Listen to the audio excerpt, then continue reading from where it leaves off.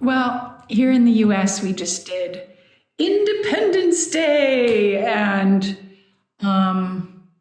every year I think about how much our modern culture sort of worships independence. This, I think, lie that we can do it all ourselves, that we don't really need anybody else. And if we're strong enough, we can break away from our families, from traditions, from things that seem to own us, and do it better in our own unique, rebellious way without anything holding us back. And of course, hey, I can attest that living creatively outside the box is a path of expansion and freedom and creativity. However, as I grow a little older and wiser, I realize that all of those choices I've made to live outside the box, to do creative projects, to create things that seem impossible, were only possible because of all the collaboration, the support, and the people who went before me. Certainly a part of this is due to my privilege as a white appearing woman.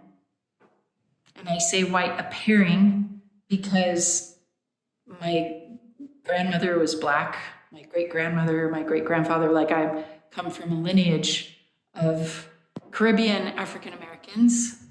But you wouldn't know it to look at me. So therefore, I have been privileged. I've been treated with the extra support and cultural benefits that go along with looking like a white girl. And in that respect, I'm not independent. Similarly, I've been supported and privileged to have a family that would back me up, even when I made my crazy decisions.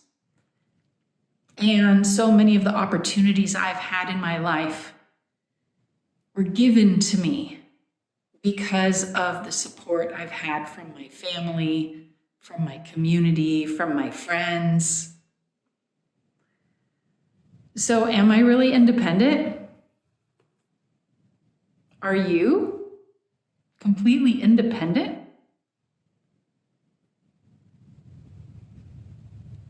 Recently, I've been recognizing how my leadership and my ability to coach and guide and mentor and give readings, be a psychic advisor and a strategic advisor for really powerful, creative, intuitively minded leaders. My ability to be a leader in that way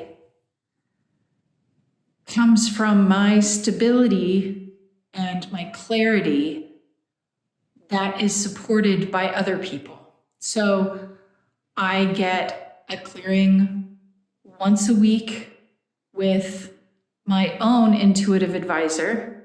I get tune-ups and tune-ins from my own Apache mama.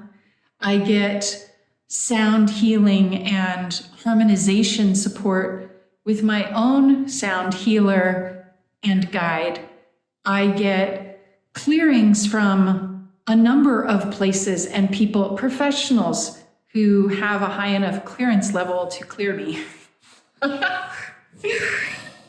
And because of that support, because of the clan guardians that Maria introduced me to, that protect me every day, because of my dad who continues to support me, kind of have my back, emotionally, moral support. And I know that if I needed it, he'd be there with pragmatic support, money support. If I needed it,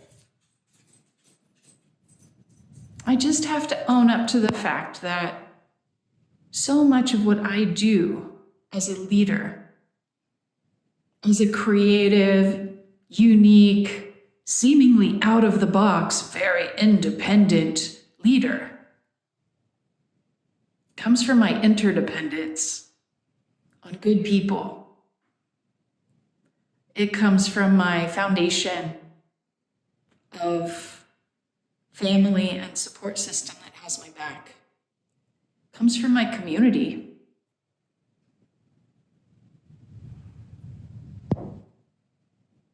Interdependence.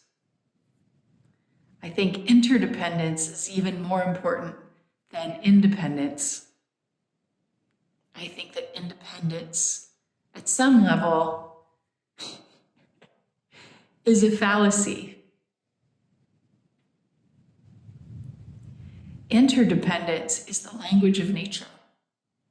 The systems, the plants, the animals work in a beautiful, invisible concert with one another, constantly adjusting and harmonizing to one another in order to survive.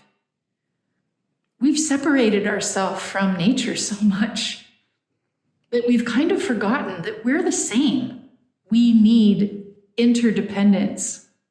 We are that tree in the tree circle that communicates through the roots with the other trees. And we call it intuition or psychic ability, and we think it's so special, but really it's natural. Our interdependence energetically is empathy, compassion, and it's natural. Interdependence. That's the foundation for healthy, happy leaders and livers and lovers.